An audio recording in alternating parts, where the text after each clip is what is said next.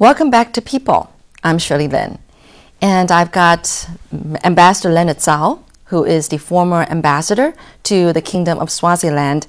And so we're going to talk about Swaziland now. Yeah. How long were you there? How many years was it? 3 years. 3 years. Yeah. Okay. What was your first reaction when you heard that you're going to be sent to Swaziland? Well, that was in year 2006. When you might not believe it, when I first heard of this assignment in my office then, my first reaction was looking up the map on the wall. Where is Swaziland? Did you know that it's in Africa? I knew that it's in Africa. I don't know where in Africa. Right. And then I realized that it was in the southern peak of African continent. Yeah, Swaziland is a beautiful country. Yeah. It's one of our best friends in the international community. That's right. Yes. Wow. So the city itself is tiny, and most of it is countryside? Because I don't know what that country is like. There are two big cities per se in this kingdom. Swaziland is a monarchy and one of the very few so-called absolute monarchies left in the world. Yeah. And the two cities are the capital city, Babane. But the other one is the largest commercial trading city. It's called the Manzini, and which is closer to the airport. Yes. But the country itself, the size of Swaziland, is about half of that of Taiwan. Oh, just only well, half. It's not small. It's compared with the other diplomatic, allied countries we have in the world. And then the population wise is nearly 1 million. 1 million. Yeah.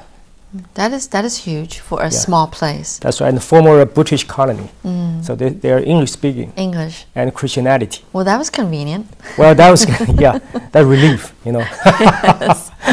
But they have their own native dialect. That's right. And can you say something? Maybe like I love Taiwan. How are you? Sawubona njani. Oh. Sawubona. That for a single person, if you are talking to one, person, I say Sawubona njani. But if you are addressing a group of audience, you should say Sanibot Banani Begnene. So that's different, singular form and plural form. And but I can recite a long one, which is what I frequently used for those Swazi audience, because like I say, there's a country of Christianity. Most people are Christians, but so a lot of time in my speech closings, I always like to remind them the famous expression in English: God helps those who help themselves. So Kulankulu usita labo labatisitako. Wow. I brought down the house. Wow. So I think picking up the local native language that can make you much closer to their people, definitely, to their heart, to their mind. So, and also speaking of Swazi language, which they call Eswatini. The Swazi people, they were very kind. To my surprise, they gave me a nickname in Eswatini. They call me Ambassador Mashesha. Right. Mashesha. Mashesha. Meaning what? Which means Mr. Fast Action. Yes. Mr. Efficiency.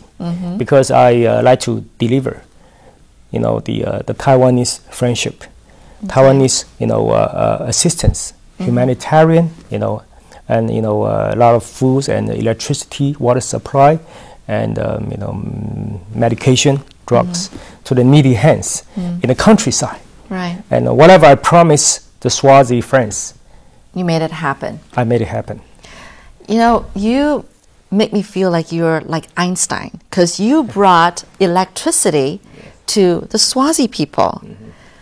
Can you talk about that? I mean, they must appreciate you for generations and generations from now on, because that's such a precious thing that you brought to them. Well, I kind of enjoy doing that. Because Swaziland is a beautiful country, like I mentioned, and also they got delightful, pleasant weather. Oh. So I was telling my wife and myself and my colleagues at the embassy, I said, since we are here, why don't we try to make the best out of it? Sure. Enjoy the beautiful scenery, the fresh air. So let's get out of the embassy office, get out of the capital city, to see the rest of the kingdom, to meet and talk with the real people, the rank and file people, those poor people. And I try very hard, like I told you, heart and soul and heart and hand. And then the people seem to, they were very much appreciative, obviously. So they gave me this name, Mashesha.